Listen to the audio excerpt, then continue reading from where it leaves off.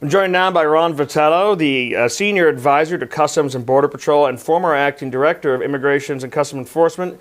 Thanks for coming on the show. Thanks for inviting me. So you've been in this job before, or you've been in similar work before, you've been an agent before, now you're advising. And I've seen some of your interviews where you talked about how the Biden administration seems to have been hiding some of the numbers. They seem to have been lying about some of the statistics, lying about the number of people who are coming over and what's happening to them. And we just ended up having a Freedom of Information Act request through the Government Accountability Project that found that neither ICE nor CBP have any information on which illegal immigrants have crossed the border who've actually joined the Selective Service, who've registered for Selective Service in the draft. Now, even with illegal immigrants, that is a felony, something that would make every military-aged male who came over the border a felon. But the Biden administration made no effort at all to enforce this, to record it, to have any data on this.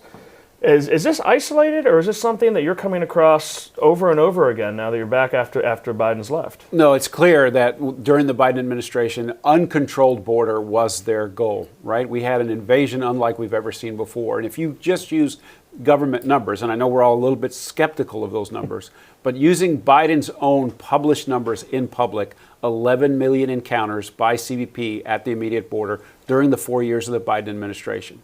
That doesn't count the number of people who they abused the parole system to fly into the United States, which weren't seen by law enforcement agents at the line, people who would be responsible for vetting them and making sure they weren't a threat to public safety. Those are the nighttime flights that were going all over the country? Right. And then you had, millions probably of gotaways, right? The known gotaways and the unknown gotaways. What does that mean? That means lots of people came to the border and were never seen by law enforcement and are now resident in the United States. And so things like registration, things like turning the CBP One app into the CBP Home app, all of that nonsense that was going on under Biden, those things are now being fixed. We now have CBP Home instead of CBP One.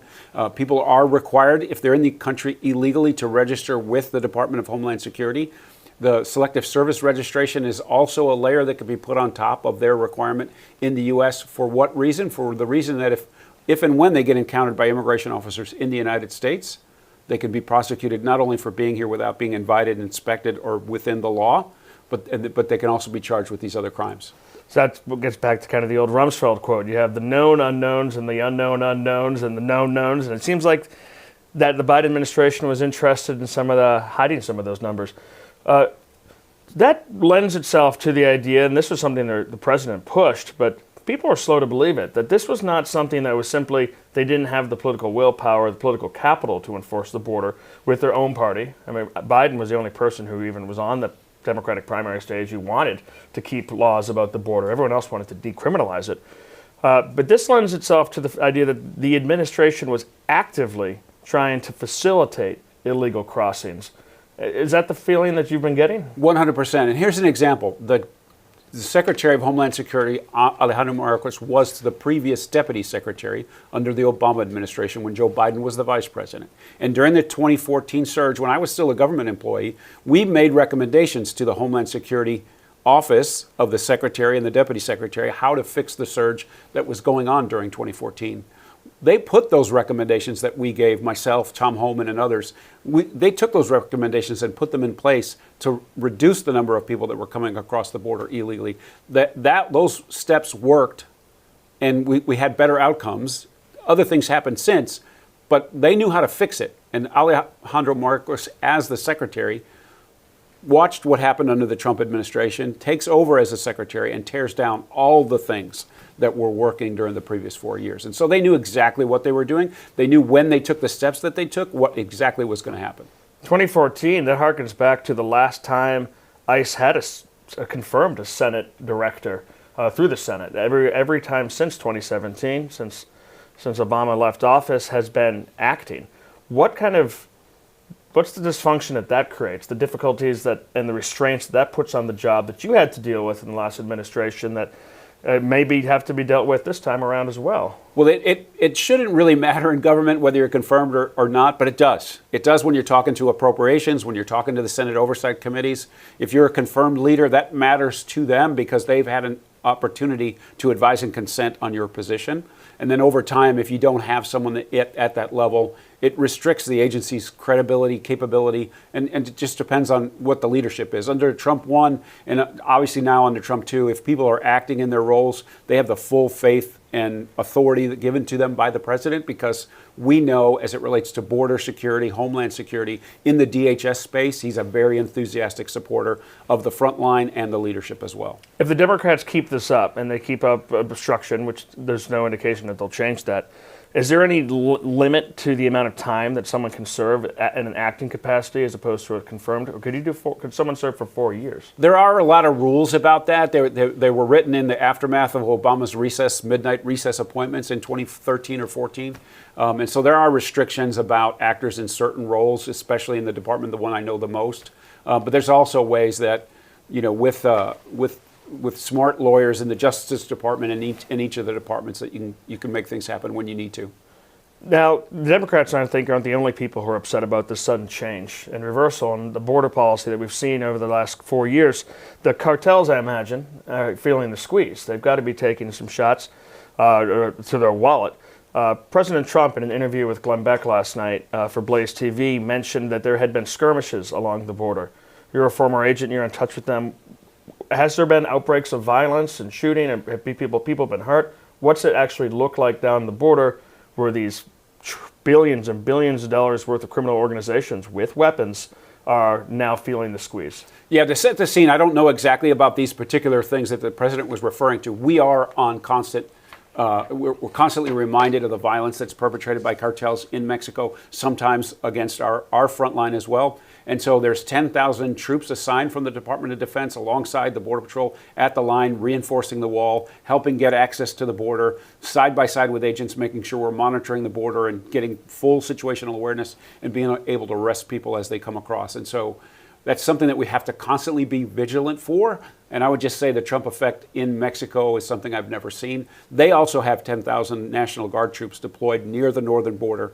We are helping them on the military-to-military relationship and helping them understand the capabilities of the cartels as they bring things to the border and as they bring proceeds back into their country. And so there's a really good partnership there that, again, I've never seen Mexico do so much in such a little amount of time. Now, we can't depend on Mexico. We can't outsource these problems for them.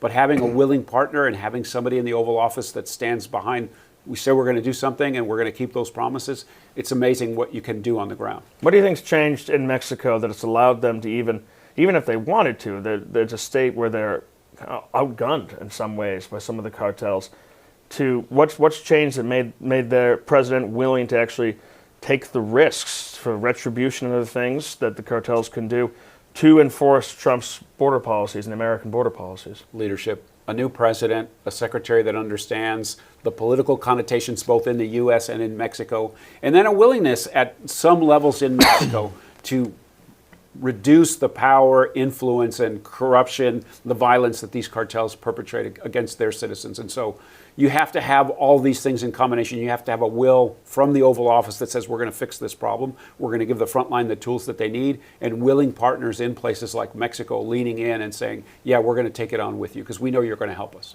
So if you read the New York Times, you'll come across stories that suggest that the weapons and the machine guns and other rifles and that the cartels are using are being supplied by the United States, by American gun manufacturers, by the Department of Defense. But the middleman seems to be missing from the headlines, which is we're sending those weapons off into the Mexican military, and they're ending up in the hands of cartels, whether through thievery or through corruption.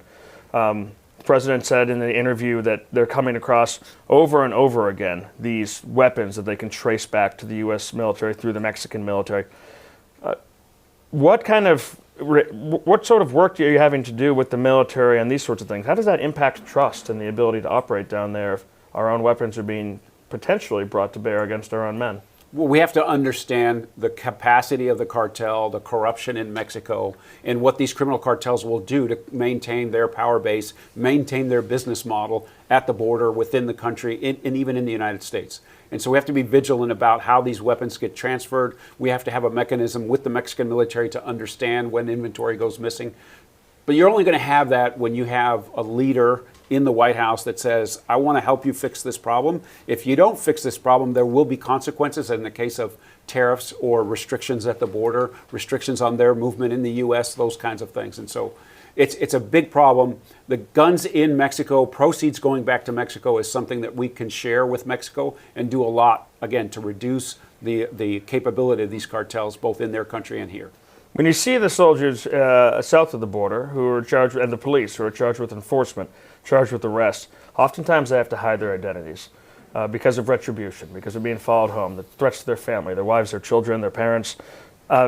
Has this reality yet, this dark reality, entered the United States to the point that you have to take those precautionary methods with our own law enforcement, or their own Department of Defense, or is that still a line that the cartels have been unwilling to cross? It's something that we need to be concerned about, right? They hide their identities in Mexico because they're not only going to be targets for corruption, but they'll be targets for lethal activity, right? They'll threaten, police chiefs and leadership in the military and law enforcement in Mexico. They'll threaten them with killing their family, etc. So hiding their identity is important. We also suffer from corruption in the United States, and it's something that CBP, the front line of DHS, are constantly have to be vigilant against, to making sure that our employees are protected and that the corrupt influence is kept down to the absolute minimum, and then these threats that the cartels, both in the physical operation at the line, but also what you're talking about, influencing people's behavior through force and fear.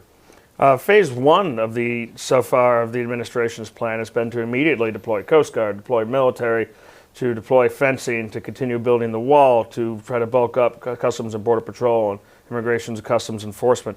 What does phase two, phase three look like? Where's the ramp up from here to make it a problem that's no more? Yeah, so phase one has been successful, but all of the policy recommendations, all of the policy implementation needs to be backstopped in a number of ways. Authorities that the president is using via executive order need to be backstopped by Congress through legislation. And then resources in phase two are going to be really important. So ICE has embarked on the largest full-scale deportation operation against criminals in the United States than we've seen in my entire lifetime. And so that has to be scaled up. They're doing a really good job, but there's a lot more to do in that space specifically. They need resources to scale up the detention space that they have. Right now, as well as we're doing, we're winning on the border. We're winning even on the ICE operations, but it needs to be scaled up. It needs appropriations for it to scale up. And so phase two looks like sustainability, scaling up these capabilities and maintaining them over the long term. I've seen numbers floating around between $200 billion and $150 billion, depending on negotiations, of money that's being requested to split between ICE and Customs and Border Patrol. And it seems like the Senate is they're less reluctant to give money to Customs and Border Patrol than they are to ICE, maybe because of the negative press they could get from the raids in their own cities. But what difference does it really make to your ability to enforce the border, how that money is diverted between CBP and ICE? Well, if you want to have a comprehensive fix to what happens at the physical border and how it affects people in the interior of the United States, you have to do both. We're going to take all of the resources that Congress gives us and sustain what's happening now and solidify it. I think ICE is in the same situation. We can't continue to have tens of thousands of illegal gang members in a place like New York or Dallas, Houston, San Francisco, et cetera. That has to be taken on, and that's going to require resources as well. At the end of the day, you've got to do both of those things, because over the long term, that's what's going to secure America and make it safe again. So the money that is required by CBP in particular, what is that money needed for? Remember, the Biden administration offered in their late legislative push, I think Republicans fell for, to provide funding for beds, to provide funding for more officers, but also there was a lot of other things buried in there, sanctuary policies, et cetera, and it was turned down. But when you feel that lack of resources, you mentioned detainment spaces, you mentioned beds, is it officers, is it weapons, is it technology? Where are these resources needed for phase two? It's really all of it. I think the most expensive things are the physical operations at the border. So that's people. You got to have enough agents to do the work, infrastructure, access, and barriers at the line, and then the technology that helps minimize the workload on the individual agents so they can cover more ground with the tech that's near and at the wall. And so all of those things, we want enough resources to have full situational awareness at the border. What that means is we know exactly what's going on and where. And then 100% operational control, which means no one gets away from us once we see them cross the border illegally. That's a pretty expensive proposition, but it pays dividends that'll last generations. During the first Trump administration, there was a lot of talk about how apparently walls don't keep people out. They don't have an impact. People go around them. The cartels can go under them. They'll go over them. But now that you've come back or on the border specifically, what is the impact that the areas that are walled, what impact is that having? Is it funneling illegal immigrants and human smuggling through other areas, or is it still a place that has to be closely monitored? No, walls work wherever they are, and it improves the conditions of safety and security in both sides of the border. There's an example that from my career. When I first started in San Diego, there was very little wall fencing at the time.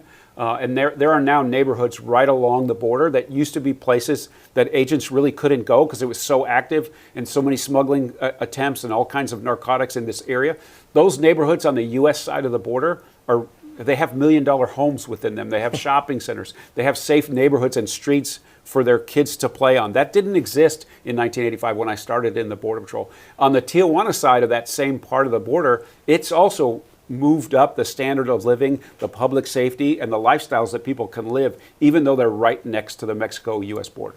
Are there still areas where the agents feel that they can't operate because of the dangers in the neighborhoods, the amount of civilians, the drugs, the gangs? Are there still places like that today within the United States? I would say the physical challenges are mostly based on the geography and our ability to communicate. There are still places on the border where it's not communications from agent to base, agent to the dispatch center is not as reliable as we would like it to be as leadership.